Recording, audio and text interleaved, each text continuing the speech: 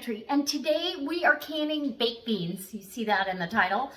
I haven't had baked beans on the shelf in a couple of years, so I want to have them for just grab and go for impromptu barbecue.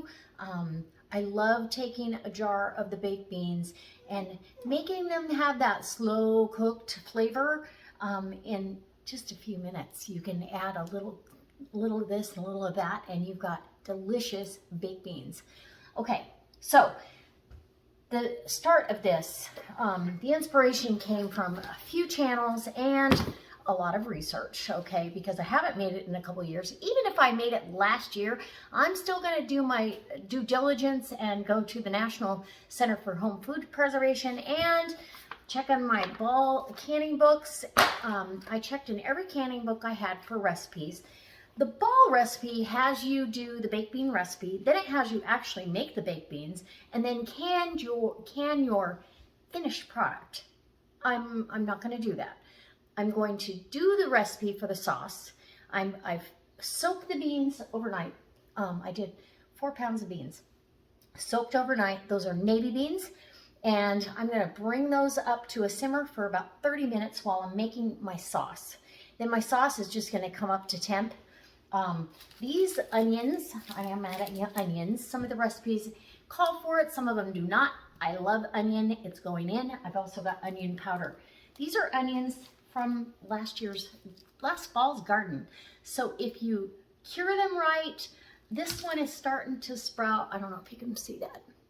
There in the center. It's starting, but it's April. So I picked these last fall. I cured them off and dried them. This one, I should have left more of that stem.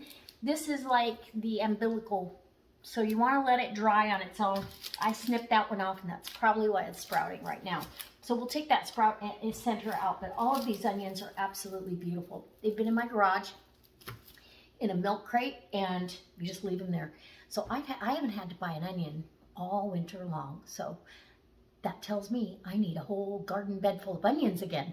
Okay, so let's see. We are doing Boston baked beans, with a little bit of something. I like the combination of a baked bean, a smoky baked bean, and a traditional Boston baked bean. So my recipe is going to vary from some of the others, but nothing will vary enough to be unsafe. It's just adding flavors that you really like to your recipe. So I've got home canned tomato juice, and you can use tomato paste, you can use tomato powder, you can leave the tomato out completely, but I really, really enjoy the tomato flavor in there. I'm not going to be adding salt pork or bacon because when I open the jar, I'm going to be adding crispy bacon. So there's that. I've got the onion powder, I've got mustard powder, Worcestershire sauce, apple cider vinegar, molasses, brown sugar, and some liquid smoke, and then the onions, a little bit of salt, a little bit of pepper, and that's the basis of the recipe. So come on in and I will show you how I do this. And if you'd like, I'll try to leave the written recipe for you. Let me know in the comments below. All right, let's get to making some baked beans. I gotta cut all these onions up and I'll be back. Okay, so it is time to make our sauce. So I've got the beans coming up to a simmer. I'm going to simmer those for good seal. Simmer those for about a half hour. And this was sealed with a Tatler. You can see how well those seal. I'm going to go ahead with our tomato juice. And these were tomatoes from the garden. Tomatoes are one of the things you can use or recan. The longer they're cooked, the better they are for you. So let me get another quart of water, and I may need 2 quarts. I'm going to make a lot of sauce because I don't want to run short. Some of these recipes will run you short. So let me get 1 more quart of water. Okay, so that's 2 quarts of water to 1 quart of tomato juice. If you wanted, you could use tomato powder or tomato paste. It's totally up to you. So I'm going to do 3 of these, and this is a 2/3 measuring cup of brown sugar. just loosely packed. I'm not packing it down. So there's that. And get that out of the way. I'm excited. Baked bean season is almost here. In the summertime, it's great to have with the barbecue. Okay, so I've got onions that are going in each jar, but I'm also going to add onion powder, and this is a really good organic onion powder. So I'm going to put a tablespoon of that in there. It adds a little extra sweetness to the whole mix. And then we've got mustard powder. You can use prepared mustard as well. I just absolutely love the mustard powder. So I want to make sure I've got enough here. So I'm going to do 6 tablespoons, and I buy this in bulk.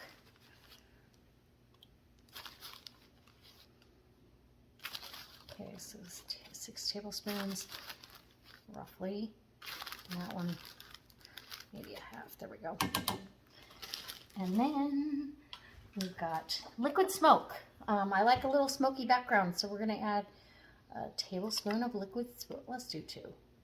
That's a lot of beans. Okay, 2 tablespoons of liquid smoke. And then Worcestershire sauce. Now, most of the recipes are calling for, let's see what this one calls for.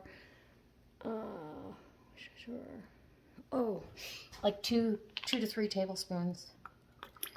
It's definitely going to need enough Worcestershire, so I'm going to do 8 tablespoons.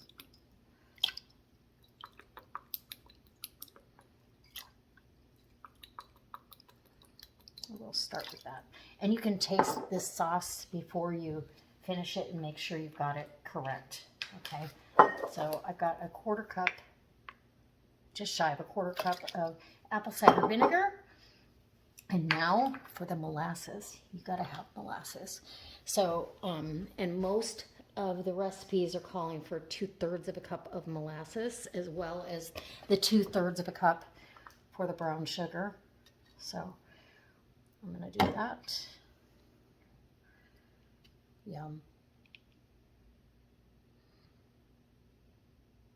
And I'll get that wiped out here with a spatula.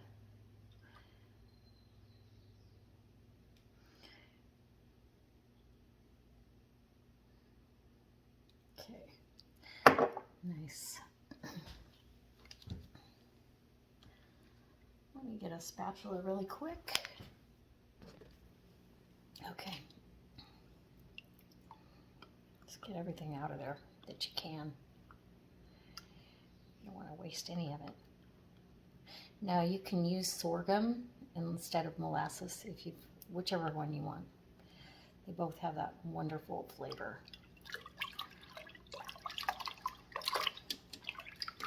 And that's that. Okay, a little bit of salt and pepper, and we should be good to go. I need to clean up the molasses jar before it gets all over my counter. All right. We're going to put this on the stove and bring it up to a simmer for just a few minutes. It doesn't really, just till all the stuff comes together. I'm going to put a teaspoon of fresh cracked black pepper and a teaspoon, actually I'll do 2 teaspoons, heaping teaspoons of salt. And the salt, you don't have to use canning salt.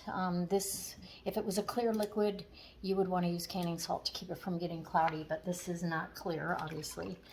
And now we're gonna get this over the stove, and it's already got that rich brown baked bean look to it. So let's get this on the stove, and we'll get to putting this in jars. Okay, so I had my jars sitting in hot water in the sink, so they're tempered. And now I'm going to start loading the jars with beans. So you're gonna fill them about 3/4 of the way, 2/3 to 3/4 of the way full with the beans, because they're still not done cooking. They're going to absorb that liquid, that sauce that we made. Oh my gosh, so good. And I want to add a little bit of onion, which will pretty much turn Okay, so that looks about right to me. That's about right. We'll put a quarter of a cup of onion in there. Yum. And then sauce, and let me get the sauce over here. And that's how easy it is. Okay, I'm gonna load up another jar. We'll get the sauce in just a second. Beans. And after the soaking, I drained them off and added fresh water. So they've just been simmering in that fresh water. Okay. And a quarter cup of onion. And the liquid is what's going to facilitate the jars coming up to temperature, because that creates that, it's the catalyst that helps the canning process. So you need that.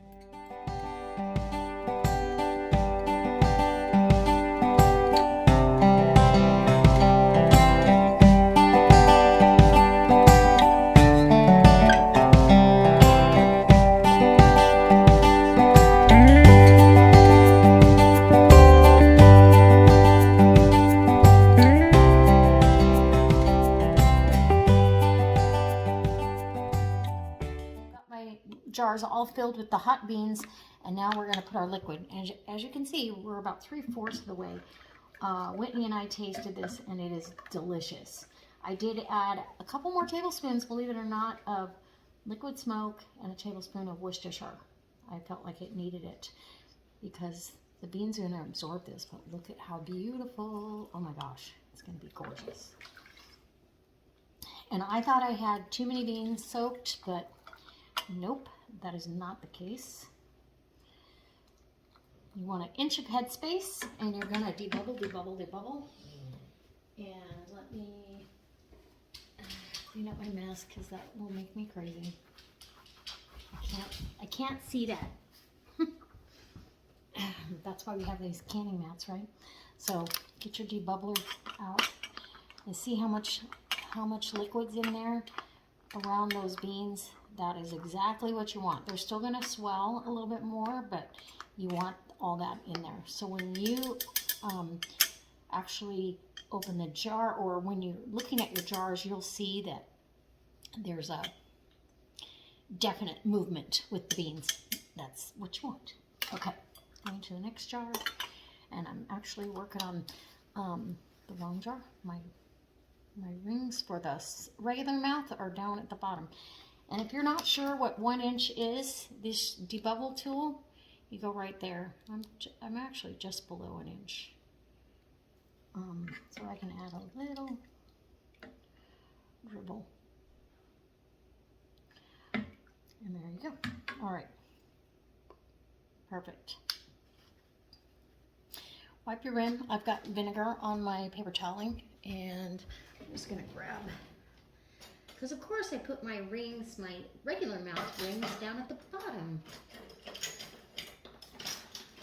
of my little holder. So I want to make sure. Okay, so we've got our hot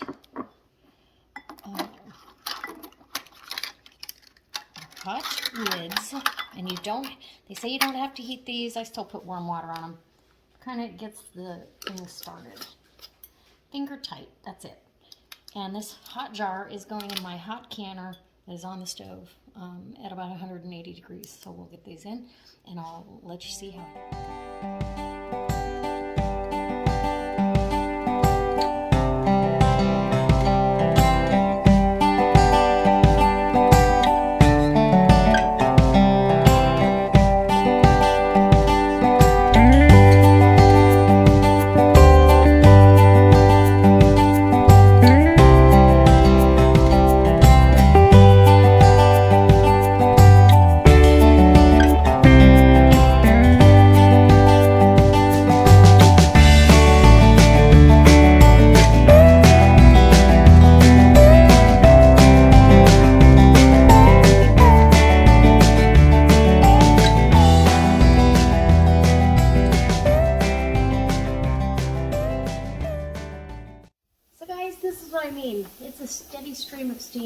know if you can see that shooting up. You want to make sure that it's not, and this has been going for 6 minutes now. I have 4 minutes left on the timer on my phone.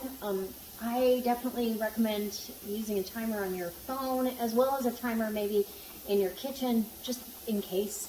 Not so, it's not so critical with the 10-minute mark because you can see that on the clock, but the 90 minutes, it's crucial. So to make sure you've got, either jot down the time that you started, then you know when the weight starts jiggling, and then you have that in your references as well.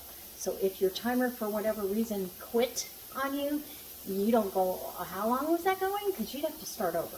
So this is a steady stream of hot steam. Don't want it to hit your cabinets or your microwave. And yeah, as soon as, now I've got 3 minutes, 21 seconds left, I will put my weight on. And again, it's 10 pounds for my altitude. Check your altitude. Google is your best friend there. Okay guys, so the canner came down off of pressure. It went for the full 90 minutes at 10 pounds of pressure or 11 pounds on the dial.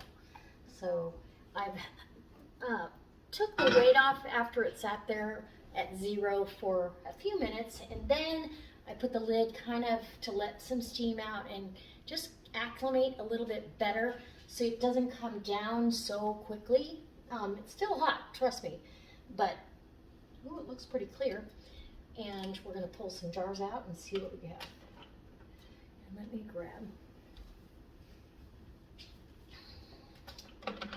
Ooh, looks so pretty. Oh my gosh.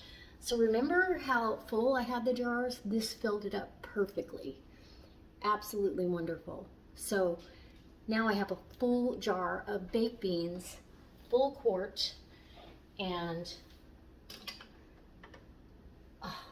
these are going to sit on the shelf and feed us all summer long and into the fall months. So I have some, the rest of them, I had enough to make a small batch for the oven for tonight, but that's how delicious they look. Oh. And I don't believe, and the water, there's a little itty bitty bit of siphoning, but not too bad. So that can be caused from a lot of things. I bring the canner up really slow, but and you know, you turn the burner off. That's, you have no choice there. But I also let it just sit, and so it's not spewing after the fact. So there's our baked beans. I'm super excited to have these on the shelf, and that sauce was so delicious. I cannot wait. If there's any adjustments I think I'm gonna do next time to this recipe, as far as how many beans I put in the jar, because all beans are not created equal.